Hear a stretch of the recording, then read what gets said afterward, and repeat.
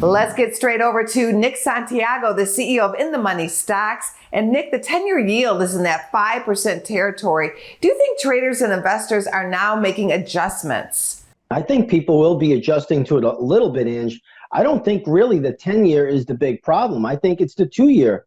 The 2-year Treasury note yield is now at around 5.2, 5.23. That's creeping into the Fed funds rate territory. And we know the Fed funds rate currently is around 5.25 to 5.5. So that's telling the markets, hey, the Fed might be behind the curve. They may need to raise rates.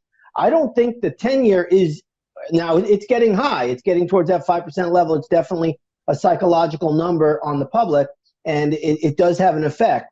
But I think if the yield curve between 2s and 10s, the inverted yield curve, could tighten a bit, I think the markets will be okay with that.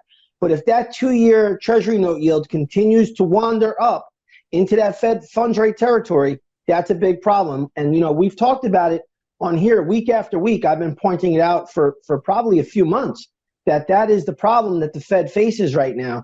So, yeah, it's a real issue, and it's weighing on stocks. Stocks can't really go anywhere as this is occurring. The Fed is in a pickle. What's your trade of the day, Nick? My trade of the day, Ange, is just a reiteration of Target. Target down here looks cheap. We have the seasonality trends coming into play. This stock has been beaten to a pulp.